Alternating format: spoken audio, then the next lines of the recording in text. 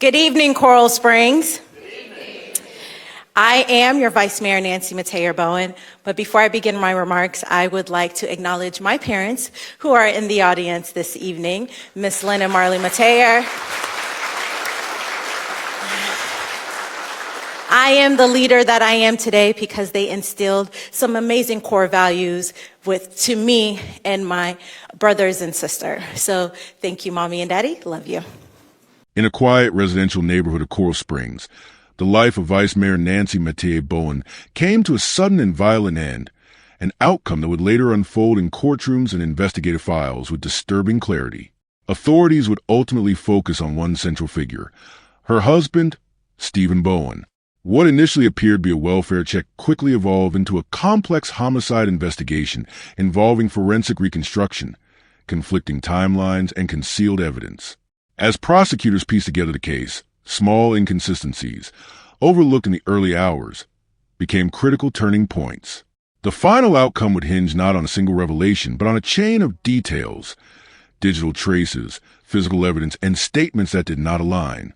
This is a case where conclusion came first, and only by retracing each step backward did investigators uncover what truly happened inside that home. Every case starts with evidence and works toward the truth. We rely on verified facts, documented timelines, and official records, not speculation or sensationalism. Subscribe to stay updated as we examine each case clearly, carefully, and professionally. I'm not going to keep you all too long. Hi, everyone. Vice Mayor Nancy Mateo-Bowen. I would love to share with you all that I am so grateful that you all came here tonight to really express your concerns and how to make our schools better. I can tell you what myself and what my commission do not want. We do not want any of our schools shut down. That is number one. The case surrounding Nancy Mateo-Bowen concluded with a focused prosecutorial outcome centered on her husband, Stephen Bowen. He was formally charged with premeditated murder and evidence tampering, establishing the legal position that the act was deliberate rather than impulsive. Authorities classified the incident as domestic violence with no additional suspects, narrowing the investigative scope entirely to the marital relationship. This classification was not immediate, but developed after the review of physical evidence, witness statements, and behavioral patterns observed after the incident. The prosecution structured its case around three primary pillars: intent, concealment, and post-crime conduct. Rather than arguing a spontaneous escalation, investigators presented a sequence indicating preparation, execution, and attempted cover-up. Each stage was supported by physical findings and documented inconsistencies. By the time charges were filed, the case had transitioned from uncertainty to a defined narrative supported by forensic analysis, digital records, and corroborated testimony. The outcome reflected a reconstruction of events built systematically from evidence rather than assumption. The evidentiary foundation of the case relied on multiple independent elements that, when combined, formed a consistent sequence of events. Investigators recovered spent shotgun shells within the residence, establishing the use of a firearm inside the home. Examination of surrounding materials revealed signs consistent with a makeshift sound suppression attempt, including a burned pillow that showed damage patterns aligned with discharge proximity. This indicated not only the method used, but also an effort to reduce detection. The victim was located wrapped in blankets and garbage bags, positioned in a manner suggesting deliberate concealment rather than immediate discovery. This action indicated post-incident handling of the body and aligned with an attempt to delay external awareness. The use of readily available household materials suggested the perpetrator acted within a familiar environment. A critical component of the case involved statements attributed to the suspect, in which he allegedly admitted to shooting his wife multiple times. These statements were reported by a family member and later provided to law enforcement. The wording of the admission, including references to personal strain, contributed to establishing both involvement and context. Evidence showed that the suspect attempted to transfer possession of the weapon and ammunition after the incident. This action demonstrated awareness of the weapon's evidentiary value and indicated an effort to distance himself from the instrument used in the crime. Investigators identified text messages sent from within the residence after the estimated time of death.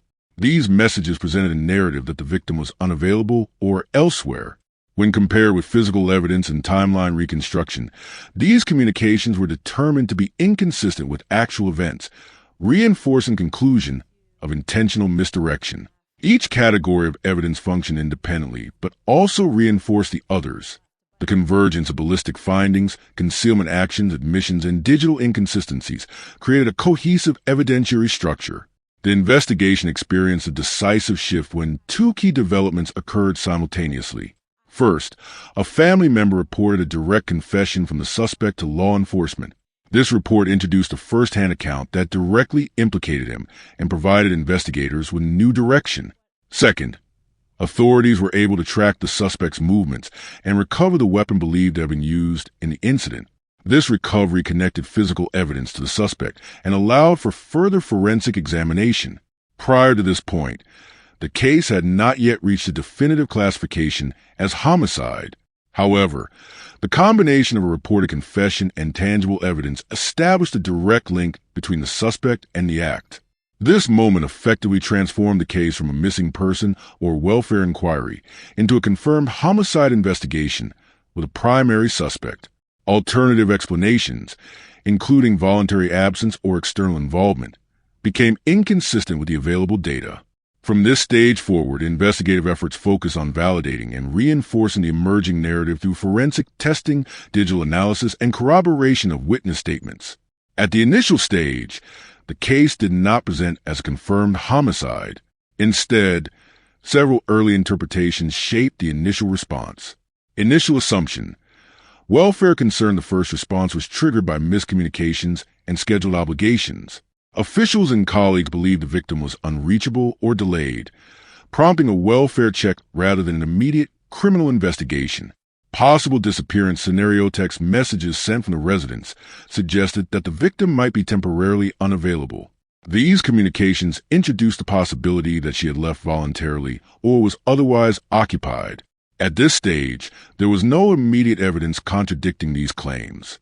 Absence of forced entry. Initial observations indicated no signs of forced entry into the residence. This detail did not immediately trigger suspicion, but later became significant. At the time, it contributed to perception that no external threat was present. These early interpretations influenced the pace and direction of the investigation. The absence of visible external indicators allowed time to pass before the situation was recognized as a homicide. As a result, critical hours elapsed, during which evidence may have been altered, removed, or repositioned. These delays required investigators to later reconstruct the timeline with greater reliance on forensic and digital data. The primary location of the incident was a private residence in Coral Springs. The controlled nature of the environment played a significant role in both the commission of the act and the subsequent investigation. Body location and condition: the victim was found in an upstairs bedroom, concealed under layers of household materials. The positioning indicated that the body had been moved or arranged after the incident. The concealment was not sophisticated, but was sufficient to delay immediate detection during a limited visual inspection. Projectile evidence investigators identified damage consistent with firearm discharge inside the home, including trajectory indicators and material impact points. These findings confirmed that the shooting occurred within the residence rather than at an external location. Use of household materials: items used in concealment, blankets, bags, and other materials, were sourced within the home. This detail reinforced the conclusion that the perpetrator had full access and familiarity with the environment. There were no indications of forced entry, struggle involving multiple unknown individuals, or external intrusion. Scene control: the overall condition of the scene suggested that the individual responsible had the opportunity to remain in the residence after the incident, manage the environment, and attempt partial concealment. Taken together, these elements indicated that the perpetrator was not an outsider, but someone with unrestricted access, time, and knowledge of the household layout. The final confirmed activities of Nancy Mateye Bowen were structured, documented, and consistent with her public responsibilities. On the morning she was later reported missing, she had ongoing communication related to scheduled meetings and official duties tied to her role in Coral Springs governance. These communications included confirmations, routine acknowledgments, and forward-looking coordination, indicating no immediate disruption in her professional schedule. From an investigative standpoint, These interactions established a fixed point in time, a verifiable moment when she was presumed active and functioning within her expected routine. This point became essential in narrowing the timeline. Investigators used digital records, such as timestamps, message delivery confirmations, and recipient responses to validate that these communications were legitimate and not fabricated after the fact. The reconstruction of events placed the alleged time of death on the night prior to her scheduled commitments. This conclusion was not immediate, but was derived through a combination of forensic indicators, including body condition, environmental factors within the residence, and inconsistencies between physical findings and reported activity. The following morning marked the first observable deviation from her routine.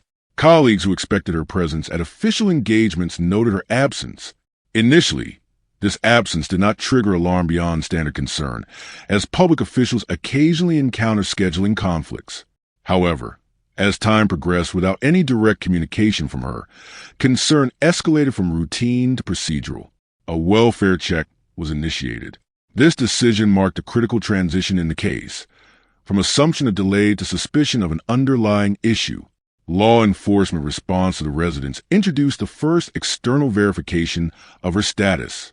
The period between her last confirmed communication and the welfare check became a critical forensic window. During this interval, investigators later determined that key events occurred, including the alleged homicide and subsequent actions taken within the residence. The absence of external witnesses during this time frame meant that the reconstruction relied heavily on indirect evidence, digital footprints, physical traces, and behavioral analysis. This gap also allowed for potential manipulation perception, particularly through continued communication originating from within the home. Messages sent during this period were initially interpreted as legitimate, but were later reevaluated in the context of the full investigation. These communications contributed to a temporary delay in recognizing the severity of the situation. In forensic analysis, such gaps are often pivotal. They represent periods where actions are unobserved but leave traceable consequences. In this case, the window between last contact and discovery became the foundation upon which the timeline was reconstructed, influencing both investigative direction and prosecutorial argument. Nancy Metayer Bowen held a position that combined public visibility with administrative responsibility. As vice mayor of Coral Springs, she operated within a structured political environment that required consistent engagement with both government processes and community initiatives. Her role carried historical significance. She was the first Black and Haitian American woman to serve on the city's commission, a distinction that elevated her profile within both local and broader political networks. This position was not ceremonial. It involved active participation in policy discussions, municipal decision-making, and public representation. Professionally, her background extended beyond politics. She was trained as an environmental scientist and had been involved in initiatives focused on community resilience and environmental sustainability. Her work included collaboration with state-level programs, indicating an operational scope that reached beyond municipal boundaries. At the time of her death, there were indications that she was expanding her political trajectory. Increased visibility, broader engagement, and strategic positioning suggested preparation for higher office or greater influence within political structures. This phase of professional growth often involves heightened activity, increased public appearances, and expanded networks. From an investigative perspective, her background provided both context and contrast. On one hand, her public role required transparency, routine, and accountability. On the other hand, the incident that led to her death occurred within a private setting, outside the scope of her professional environment. This contrast became significant in understanding the case. Public figures often maintain structured external lives, but internal dynamics, particularly within personal relationships, operate independently of public oversight. Investigators had to separate her professional identity from her private circumstances to accurately assess motive, opportunity, and sequence of events. Her established routine also aided in identifying deviations. Because her schedule was typically organized and documented, any disruption became more noticeable. This consistency allowed colleagues to recognize her absence quickly, which in turn initiated a chain of events leading to discovery. One of the earliest overlooked elements involved communication patterns attributed to Stephen Bowen. Messages sent from the residents during the critical time frame appear consistent with normal activity. Recipients initially accepted these communications without question, as they aligned superficially with expected behavior. However, later analysis revealed inconsistencies. These included variations in tone, timing irregularities, and content that did not fully correspond with known schedules.